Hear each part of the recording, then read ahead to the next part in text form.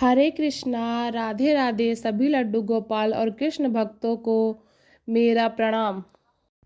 आज की लीला कथाएं हृदय को विचलित कर देने वाली है। लड्डू गोपाल के साथ घटी इस घटना को सुनकर आपकी आंखों से आंसू आ जाएंगे, आपका हृदय दहल जाएगा। आप सभी हाथ जोड़कर विनम्र निवेदन है कि वीडियो को पूरा अंत तक अवश्य देखिए। आज की लीला कथा बहुत ही ज़्यादा ज्ञानवर्धक है। सभी लड्डू गोपाल भक्तों से निवेदन है कि अगर आप सभी को लीला कथा पसंद आए तो वीडियो को लाइक अवश्य ही करिएगा और वीडियो को उन सभी भक्तों के साथ शेयर कीजिएगा जो भी लड्डू गोपाल की सेवा करते हैं या जिनके घर में लड्डू गोपाल विराजमान है, ताकि लड्डू गोपाल का संकेत समझकर वह सभी भी ज्ञानवर्धक लीला को सुन सके और इस ज्ञान को प्राप्त कर सके। भक्तों, आज की लीला कथा हमारे साथ मेरठ की रहने वाली सुरभि जी ने शेयर की है। सुरभि जी ने बताई है कि जब वह स्कूल में पढ़ती थी तो उनके लिए एक सहेली थी जिसके घर पर लड्डू गोपाल की सेवा हुआ करता था। वे जब भी अपनी सहेली के घर जाती थी तो लड्डू गोपाल की सेवा होते हुए देखकर उन्हें भी लड्डू गोपाल का रूप बहुत ही प्यारा लगता था। सुरभि जी कहती हैं कि मेरे मन में भी कहीं ना कहीं इस भाव आते थे कि मैं भी बाल गोपाल को सेवा करूं। उसके बाद मैंने एक दिन अपनी मम्मी से कहा कि मुझे बाल गोपाल की सेवा करने की इच्छा होती है और उनकी सेवा करना चाहती हूँ। मेरा मन में बार बार ऐसे भाव आते हैं कि लड्डू गोपाल की सेवा करूँ। तो मेरी मम्मी ने भी मेरी मम्मी ने खुशी होते हुए कहा, ठीक है, अगर भगवान के प्रति तुम्हारे मन में ऐसे भाव आए हैं तो लड्डू गोपाल को ही कृपा है और भगवान की ही सेवा करने में मुझे भला क्या आपत्ति होती सकती है। अगर तुम्हारे मन में लड्डू गोपाल की सेवा तुम ही करना है तो लड्डू गोपाल का जो विग्रह है वह घर ले आएंगे, तुम मन से उनकी सेवा करना। यहाँ पर एक दिन मैं और मेरी मम्मी जो मार्केट जाते हैं और हमें छोटा प्यारा सा 5 नंबर के लड्डू गोपाल घर ले आते हैं। जब लड्डू गोपाल को हम अपने घर ले आए तो बड़े प्रेम और बड़े श्रद्धा से उनकी सेवा करती थी और मेरे उनके सेवा में भी लगा रहता था मेरा मन। जब मैं सुबह स्कूल जाती थी तो मुझे लड्डू गोपाल की सेवा करनी है या सोचकर मैं जल्दी उठ जाती थी। जल्दी उठने के बाद मैं स्नान वगैरह करती थी, अपने लड्डू गोपाल को नाश्ता वगैरह कराकर उन्हें भोग लगाकर सुबह का उसके बाद ही स्कूल जाती थी। यह मेरा नित्य एक नियम हो गया था। अब धीरे धीरे जैसा समय बीतता जा रहा था मेरे लड्डू गोपाल के प्रति प्रेम भी बढ़ता जा रहा था। उसके बाद सुरभि जी कहती हैं कि मैं कॉलेज में आ गई। जब मैं कॉलेज में आई तो मेरे कॉलेज का लास्ट ईयर था, मैं वो कॉलेज में भी पूरा होने लगा था और तभी जो मेरे रिश्ते आने शुरू हो गए थे। एक बार फैमिली में भी मौसी मामा जो है मेरे लिए रिश्ता लेकर आए तो सभी लोग को रिश्ता लेकर आए तो बहुत ही अच्छा था। लड़का परिवार सरकारी नौकरी थे और घर परिवार में भी किसी चीज़ की कमी नहीं थी। बहुत ही अच्छे रिश्ते थे। मेरे परिवार वाले भी चाहते थे कि यह रिश्ता हो जाए।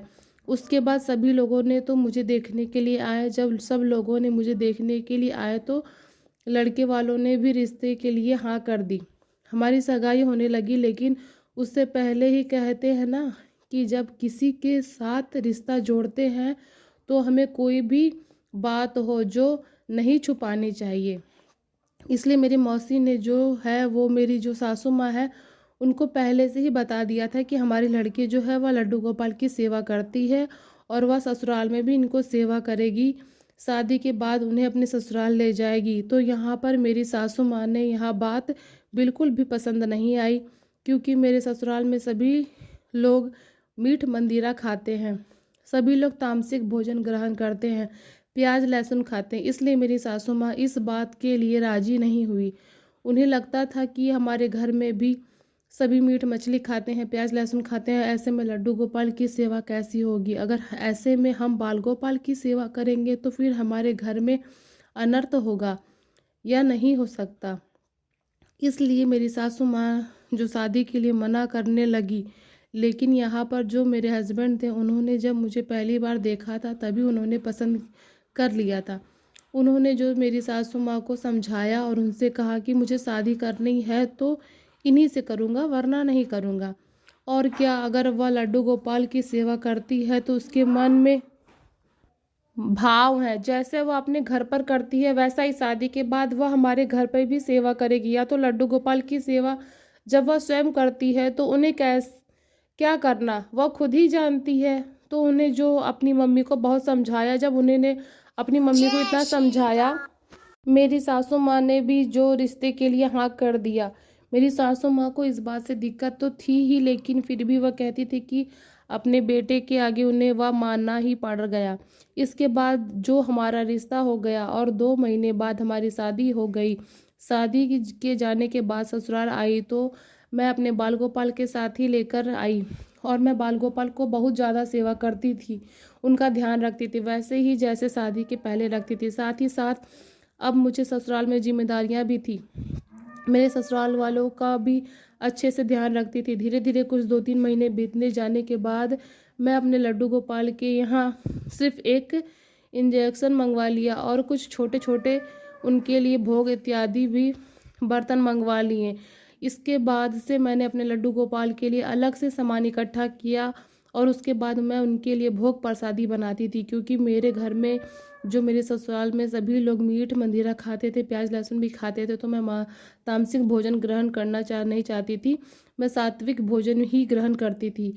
मैं क्या करती थी, मैं अपने लड्डू गोपाल को अपने लिए अलग से भोजन बनाती थी, बाकी जो मेरे सास ससुर, मेरे हस्बैंड, मेरे जो ननद जी, उनके लिए भोजन बनाया करती थी। कभी कभी ऐसा होता था कि मेरे घर में दाल चावल रोटी बनता था तो मैं वही खाती थी, लेकिन मैं जो मीट मंदिरा बनता था वो नहीं खाती थी। तो इसलिए जब ऐसा कुछ बनता था तो मैं अपने लिए अलग से सब्जी वगैरह बनाती थी। इसी तरीके से चल रहा था, लेकिन मेरी सासू माँ को यह चीज़ बिल्कुल भी पसंद नहीं आता था कि अलग से लड्डू गोपाल को भोग बनाती है फिर अलग से खाती हूँ, बाकी सबके लिए अलग से बनाती हूँ। कभी अगर ऐसा होता था कि ससुराल में मैं काम कर रही हूँ, अगर मैं लड्डू गोपाल के लिए काम कर रही हूँ, उसके लिए भोग इत्यादि बना रही हूँ, तो घर का कोई भी काम अगर नहीं हो पाया तो मेरी सासू माँ वहीं पर मुझे ताना मारती थी कि तुम तो लड्डू गोपाल की सेवा में इतनी लगन लग गई है कि तुम्हें घर के काम करने की फुर्सत नहीं है। और वह इसी तरह से मुझे कह रही थी। मुझे मन में थोड़ा सा बुरा लगता था, लेकिन मैं इन सब चीज़ों को समझती थी और मैं जो उनकी बातों को इग्नोर करती थी। बोलने दो, या अगर यह बोलती हैं तो कोई बात नहीं, मुझे अपने लड्डू गोपाल की सेवा करनी है। और मुझे ऐसा लगता था कि कहीं ना कहीं उनके मन में भी कई बात होगी, इसलिए वह ऐसा बोलती हैं। मैं उनकी बातों पर ध्यान नहीं देती थी। धीरे धीरे इसी तरीक़ा से समय बीतता रहा। उसके बाद जब क्या पता होता कि मेरे पीरियड्स आने बंद हो गए थे। उन दिनों में मेरी भी लड्डू गोपाल की जो सेवा थी वह मेरी सासू माँ ही कर रही थी, क्योंकि यहाँ पर जो उनकी सेवा करने का लड्डू गोपाल को पसंद नहीं था, लेकिन वह एक भगवान समझकर उनकी सेवा कर दिया करती थी। उनके मन में भी ऐसे कोई लड्डू गोपाल के लिए मुझे इनकी सेवा करनी पड़ती है। हाँ, उन्हें या तो भगवान अगर उनकी सेवा नहीं करेंगे तो उनको ऐसे बिठा सकते हैं, हमें पाप लगेगा। बस यही सोच के वे 3 दिन लड्डू गोपाल की सेवा कर दिया करती थी। लेकिन मानो ये 3 दिन मेरी सासू माँ को इतने बड़े लगते थे कि ना जाने या 3 दिन कब ही बीत जाएंगे। मुझे लड्डू गोपाल के लिए सब कुछ अलग से बनाना पड़ता था, अलग से करना पड़ता था। यह आफत ना जाने क्यों मेरे गले पड़ गई। मैं तो पहले ही अपने बेटे से मना किया था कि मत करो ये शादी। मैंने सोचा था कि जब घर में बहू आएगी तो साथ में बनाएंगे, साथ में खाएंगे, प्यार से रहेंगे, लेकिन मेरी बहू भी आई तो वो भी अलग है, खाती तो है पर अलग। इस तरह से मेरी सासू माँ हमेशा मुझे सुनाया करती। धीरे धीरे यहाँ पर लड्डू गोपाल की कृपा हुई, मैं गर्भवती हो गई। अभी तो मेरे पास लड्डू गोपाल की कृपा से एक बेटा और एक बेटी है। उसके बाद जब मैं गर्भवती हो गई तो मेरी भी तबीयत थोड़ी ख़राब रहने लगी और मुझे लड्डू गोपाल की सेवा करने में थोड़ी परेशानी आती थी, लेकिन फिर भी मैं लड्डू गोपाल की सेवा करती थी, छोड़ा नहीं। लगातार प्रतिदिन उनकी सेवा करती थी। मुझे भी जैसे भी होता था, आप बाल गोपाल सेवा में ही थे। छोटी मैं बाल गोपाल को अपने मायके में भी नहीं भेज सकती थी, क्योंकि वहाँ पर भी मेरी मम्मी की तबीयत कुछ ठीक नहीं रहती थी। वहाँ तो घर का काम भी ठीक से नहीं हो पाता था, तो मैं इसलिए वहाँ पे भी उनको नहीं भेज सकती थी। धीरे धीरे मेरा डिलीवरी का टाइम आ गया, मुझे तो अपने पुत्र हुआ। उसके बाद जो भी हमारे यहाँ रिवाज होता है कि बच्चे होने के बाद 21 दिन तक जो हमारे यहाँ पर घर का कोई भी काम औरतें नहीं कर सकती, किसी भी सामान को छू नहीं सकती, पूजा पाठ भी नहीं कर सकती। सब लोग लगभग सभी को यहाँ यही होता होगा। सिर्फ इतने दिनों का फ़र्क था। किसी के यहाँ जल्दी बच्चे का नामकरण कर दिया जाता है, किसी के यहाँ पर ज़्यादा समय लगता है। हमारे यहाँ का रिवाज बस 21 दिनों का है, बाद ही 21 दिन के बाद ही नामकरण होता है। उसके बाद ही जो रीति रिवाज है वो उसके बाद हम छू सकते हैं। अब सासू माँ 21 दिनों तक लड्डू गोपाल की सेवा करने लगी। वह दिन में 3 बार मुझे इतना सुनाया करती थी कि 21 दिन तो बहुत, पता नहीं सासू माँ सेवा के लिए राजी भी होगी या नहीं। लेकिन मेरी सासू माँ ने कहा कि तुम चिंता मत करो, सेवा तो करनी है, भगवान है तो उन्हें ऐसे भी भूखे नहीं रख सकते, मुझे जैसे भी बनेगी मैं उनकी सेवा कर दूंगी। जब मेरी सासू माँ ने मुझे यह कहा तो मैं बहुत ज़्यादा खुश हो गई। मेरा दिल में जैसे एक बहुत चाल सा आ गया। मेरे बाल गोपाल की सेवा होगी, अब उन्हें कोई कष्ट नहीं होगा। यहाँ तक कि मैं एक बात कहना चाहूँगी, जो मेरी सासू माँ थी उन्हें इस बात से दिक्कत ज़रूर थी कि मैं लड्डू गोपाल की सेवा करती हूँ, लेकिन इसके लिए काम अलग से करती हूँ। इनके लिए उन्हें कभी मेरे लड्डू गोपाल के बारे में बुरा नहीं कहा, फिर भी उन्हें क्षति पहुँचाने के बारे में नहीं सोचा। उसके बाद जो मेरी सासू माँ का लड्डू गोपाल की सेवा करने लगी, तभी सुरभि जी बताती हैं कि ठंड का मौसम था, कुछ जनवरी का महीना था जब मेरा बेटा हुआ। जनवरी के महीने में तो आप सभी को पता ही है कि कितनी ज़्यादा ठंड होती है। जब मैं अपने बेटे को इस तरह से कपड़ों से अच्छी तरीके से दबा कर उनको रखती थी तो मेरे मन में एक दिन भाव आया कि लड्डू गोपाल जो, उन्हें तो ठंड लगती होगी, पता नहीं मम्मी जी उन्हें कैसे स्नान कराती होगी। इतनी ठंड में मम्मी जी उन्हें ठंडे पानी से स्नान तो नहीं करवाती। सासू माँ ने तो ये सारी चीज़ों का पता ही नहीं है। मैं एक बार उन्हें बता देती हूँ। मैंने अपने सासू माँ से कहा कि मम्मी जी आप लड्डू गोपाल को स्नान करवाती हैं तो गर्म पानी से या ठंडे पानी से? सासू माँ ने कहा मैं तो ठंडे पानी से स्नान करवाती हूँ। तो मैंने उनसे कहा कि मम्मी जी इतनी ठंडी हो रही है, किसी बच्चे को क्या खुद भी इतने ठंडे पानी से स्नान नहीं कर सकते, तो फिर लड्डू गोपाल को इतने ठंडे पानी से अगर हम उन्हें स्नान करवाएंगे तो वह कैसे बर्दाश्त कर पाएंगे? आप उनके लिए जो है थोड़ा सा गर्म पानी कर लिया करिए ताकि उन्हें स्नान करवाएं। उसके बाद यहाँ पर मेरी सासू माँ मन में चिढ़ते हुए कहा कि ठीक है, अगर तुम्हारा ऑर्डर दे दिया है तो करना ही पड़ेगा, अब तुमसे बात ही दिया है तो फिर ठीक है करना पड़ेगा, मैं कर लूँगी। तो ठंडे पानी से स्नान नहीं करवाया, फिर बाद में उन्होंने गर्म से स्नान करवा दूँगी। इसके बाद जो मुझे बहुत ही अच्छा लगा कि मेरी सासू माँ मेरी बात सुनी और इस चीज़ के लिए राजी हो गई। मैं खुश थी, मेरे मन से बोझ उतर गया था। मेरे लाला की सेवा हो रही थी, उनके किसी प्रकार का कोई कष्ट नहीं हो रहा था। 4-5 दिन बीत गए थे। उसके बाद अगले दिन मेरे लड्डू गोपाल की छठी थी। जब लड्डू गोपाल की छठी अगले दिन होने वाली थी, उसी दिन रात को मैं जो सोई रही थी भक्त, उसके बाद सुरभि जी यह कह रही हैं कि उस रात को मेरे साथ एक ऐसी घटना घटी जिससे मैं अपने जीवन में कभी भी भूल नहीं सकती। उस रात को मैंने देखा कि स्वप्न में सोई हुई है और एक छोटा सा बालक है जो कि मेरे सामने बैठा हुआ है, और वह इतना, उसका चेहरा है जो देखकर कोई भी व्यक्ति उस बच्चे का चेहरा देख ले तो उसकी आंखों से आंसू आ जाए, अपने आप निकल जाएगा। उसके शरीर पर इतना ज़्यादा लू लोहन था, उसके पूरे शरीर पर जो था फोकड़े हो चुके थे, पर इतनी बुरी तरीके से उसका शरीर जो है जल रहा था। और यह सब दृश्य देखकर मेरे हृदय कांप गया। मैं अपने मन में सोचने लगी ये बालक कौन है? इस बालक का मुख तो दिख नहीं रहा, लेकिन यह बच्चा कितना कष्ट में है, कितना दर्द में, आखिर यह बच्चा कौन है? इसके शरीर पर इतने सारे फोपके क्यों हैं? उस समय मेरे जो स्वप्न में जो था वो स्वप्न देख रही थी, उसके लिए मेरे आंखों से आंसू आ रही थी, मैं अपने आप ही निकल रहे थे।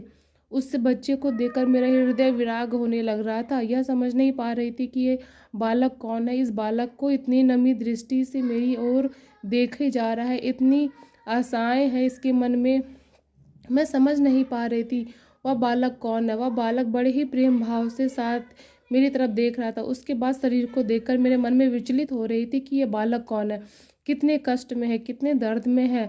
लेकिन इस बच्चे को जब छूने की कोशिश कर रही थी, उसके पास जाने की कोशिश कर रही थी, तो उसे छू भी नहीं पा रही थी, उसके बालक के पास बिल्कुल भी नहीं जा पा रही थी। लेकिन जब भी उस बच्चे को छू रही थी तो मैं उसे छू नहीं पा रही थी। मेरे मन में था कि उस बच्चे को अपनी गोद में बिठा लूँ, उसके पास जाऊं, उसे पूछूं कि क्या हुआ आपके शरीर में, लेकिन मैं अपनी गोद में नहीं उठा पा रही थी। यह सब देखने के बाद मैं ज़ोर से रोने लगी, और जब मैं रोने लगी मेरी तरफ एकदम नींद खुल गई, और जब मेरी नींद खुल गई तो वहाँ पर कोई नहीं था। रात के लगभग 2 बज रहे थे। ऐसे घटने का दृश्य देखकर मेरे हृदय बहुत ज़्यादा काँप रहा था। मुझे समझ में नहीं आ रहा था कि मुझे ऐसा सपना क्यों आ रहा है। वह बालक कौन था, बालक कितने कष्ट में था।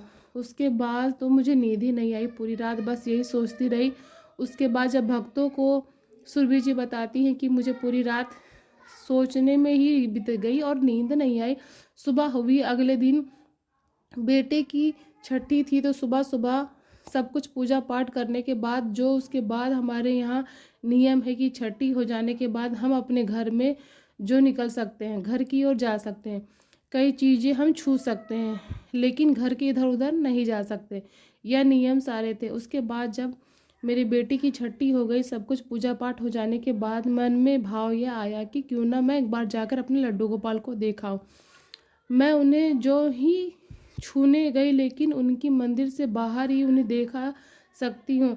मुझे इतने दिन हो गए मैंने अपने बाल गोपाल को नहीं देखा, तो मेरे मन में बहुत ज़्यादा विचलित हो रही थी कि मैं एक बार अपने लड्डू गोपाल को देख लूँ।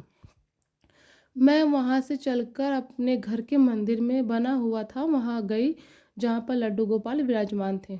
मैं वहाँ पहुँची और वहाँ सामने कुर्सी पर बैठ गई।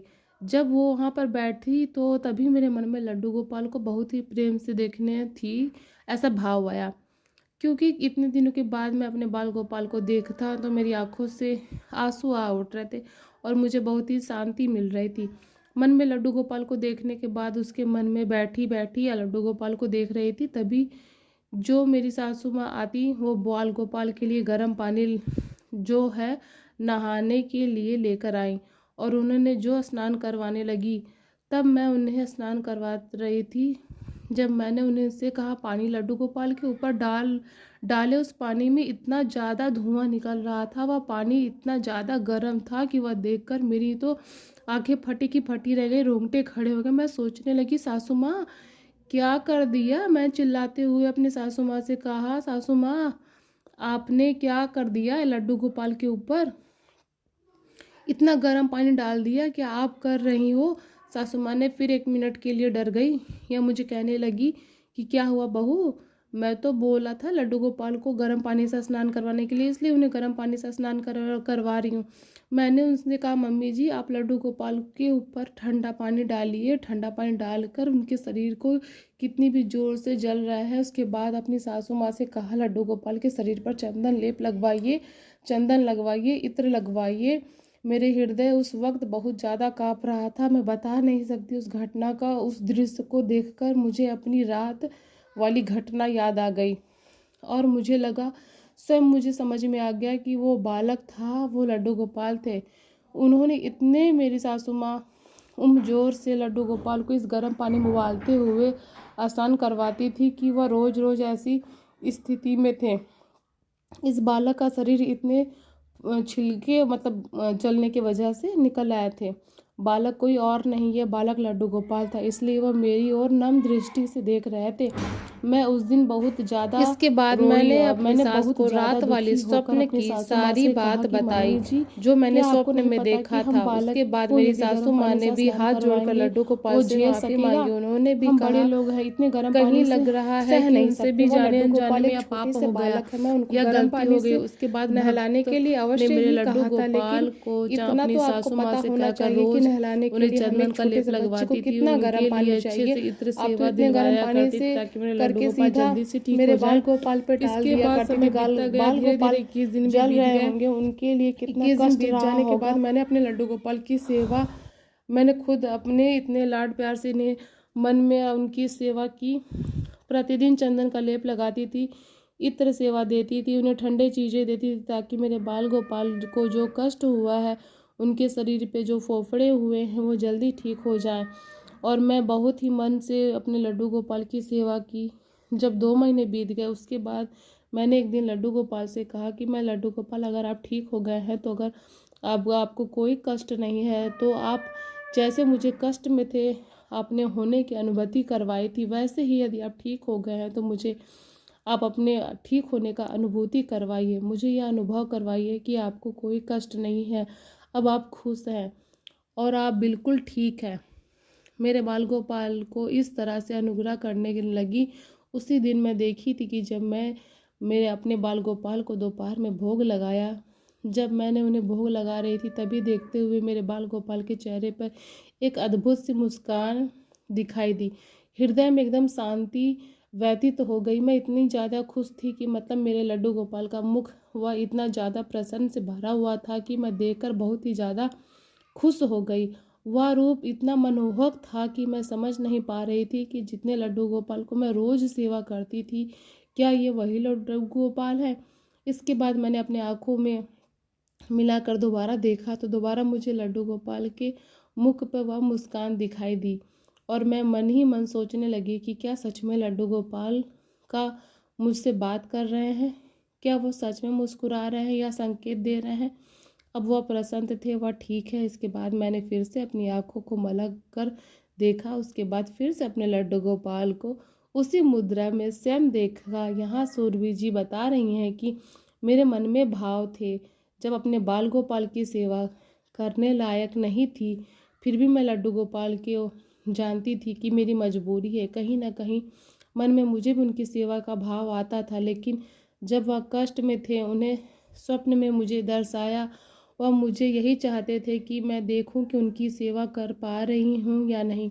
फिर मुझे कितना कष्ट हो रहा था जब मैंने उन्हें यह जानते हुए भी उनकी सेवा नहीं कर पा रही थी। मेरे पूरे मन में उनकी सेवा की, जब मुझे कोई कष्ट नहीं है, लेकिन वह जानते थे कि मेरे जो भक्त हैं वो मेरी वजह से परेशान है, इसलिए उन्होंने मेरे लिए ठीक हुआ प्रसन्न होकर अपनी मुख से मुस्कान दिखाई। यहाँ पर भक्तों, मैं आप सभी से एक बात कहूँगी कि देखिए, जैसे क्रिया हम अपने प्रभु के साथ करते हैं, जैसा हम आपके रिश्ते बनाते हैं, वैसी ही क्रिया हमारे बाल गोपाल हमारे साथ करते हैं। यदि उनके दुख में उन्हें दुखी होते हैं और हमें सदैव ही मन में उनका चिंतन होता है, हमें हर वक्त यह ख्याल होता है कि हमारे लड्डू गोपाल को कहीं कष्ट ना हो रहा हो, कहीं परेशानी ना हो रही। हमारी बाल गोपाल के बारे में सोचते हैं तो हमारे जीवन में बाल गोपाल हमारे अधीन हो जाते हैं। उन्हें भी हमेशा यह ख्याल रहता है कि कहीं मेरी वजह से मेरे भक्त परेशान तो नहीं, कोई कष्ट तो नहीं। मेरे लड्डू गोपाल स्वयं अपने भक्तों का ध्यान रखते हैं। इससे कोई संदेह नहीं कि हमारे मन में के भाव, हमारी भक्ति तो सच्ची होनी चाहिए। हमें कभी भी कुछ भी मांगने की आवश्यकता नहीं होती। बिना मांगे हमारे लड्डू गोपाल, हमारे प्रभु हमें बहुत कुछ देते हैं। यहाँ पर सुरभि जी कहते हैं कि इसके बाद जो धीरे धीरे मेरी सासू माँ को भी उन पर पुनः विश्वास होने लगा। उन्होंने भी मेरे यह सब घटनाएं अपने साथ घटी, सबके बारे में उन्होंने सुना देखा। मेरे लड्डू गोपाल से प्रेम होने लगा, उनकी लीलाओं से प्रेम करने लगी। धीरे धीरे उन्हें भी तामसिक भोजन खाना छोड़ दिया।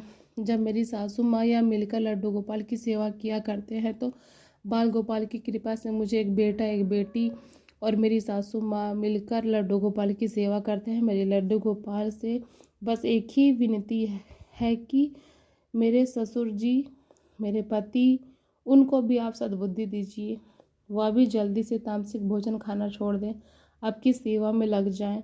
बस यही विनती है। भक्तों, आज की लीला कथा आप सभी को कैसी लगी कमेंट में करके अवश्य बताइएगा। मुझे कमेंट का इंतज़ार रहेगा। आप सभी भक्त जो ऐसी गलती कहीं ना कहीं अनजाने अनजाने में करते हैं, लड्डू गोपाल को स्नान कराते हुए, तो देखिए उन मौसम के हिसाब से स्नान करवाइए, ताकि गर्मी होती है तो ठंडे पहुँचे और ठंड होती है तो थोड़ी गर्माहट पहुँचे, शरीर को कष्ट ना पहुँचे। उन्हें चंदन वगैरह का लेप लगाइए, इत्र आदि का वे लगाइए, ठंडी ठंडी वस्तुएं भोग में दीजिए। हम लड्डू गोपाल को ठंड ना लगे, गर्मी में जैसी प्रक्रिया हो वैसे बालक के साथ करते हैं, वैसे ही उनके साथ भी करिए। यही उनकी सेवा है, क्योंकि वह केवल एक विग्रह नहीं, अगर आप उन्हें विग्रह मानकर पूजा करेंगे तो वह एक विग्रह ही रहेंगे, लेकिन हमारे मन में यह भाव आता है कि ये विग्रह नहीं है। हम जैसे अपने घर के सदस्य हो जाते हैं, जब उनकी सेवा करते हैं तो हमारे घर में भी सदस्य हैं, उनकी ज़रूरतों का ख्याल रखते हैं। वैसे ही लड्डू गोपाल को हम अपने घर का सदस्य मानते हैं और उनकी ज़रूरतों का हमें ख्याल रखना चाहिए। हमारे बाल गोपाल का भी कोई कभी इसी प्रकार से जब सर्दियाँ शुरू हो तो हमारे बाल गोपाल को गुनगुने या फिर ज़्यादा ठंडा पानी हो तो उन्हें नहलाने की दुर्लभ कोशिश ना करें। उसी पानी से अपने हाथ पर डालकर देखना चाहिए कि पानी ज़्यादा गर्म है या ठंडा है, इसके बाद उनको नहलाइए। यदि आप अपने हाथ पर बर्दाश्त कर सकते हैं तभी उस पानी से लड्डू गोपाल को स्नान करवाइएगा। तो भक्तों, आज की लीला कथा के माध्यम से लड्डू गोपाल का संकेत समझकर आप इस लीला को जो सुन पाएँ और इस लीला को, इस जानकारी को अपनी पूजा में अवश्य अपनाइएगा। अपने बाल गोपाल की कृपा आप सभी को पर बनी रहे। और आज जो भी इस भक्त इस वीडियो को देख रहा है तो लड्डू गोपाल को उन सभी के मार्गदर्शन करना चाहता है, तो इसलिए लीला कथा आप सभी तक पहुंची। तो भक्तों, जल्दी ही मिलेंगे अगली वीडियो में एक नई लीला कथा के साथ। तब तक आप सभी ध्यान रखिए, अपने लड्डू गोपाल की सेवा करिए। और अगर आप हमारी अपनी कहानी लड्डू गोपाल की लीला हमारे साथ शेयर करना चाहते हैं, साझा करना चाहते हैं, तो आप हमारे इंस्टाग्राम आईडी पे अपनी लीला कथा साझा कर सकते हैं।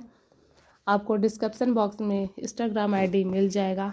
आप अपनी लीला कथा एक बार शेयर करिएगा। मिलते हैं अगले वीडियो में, तब तक के लिए।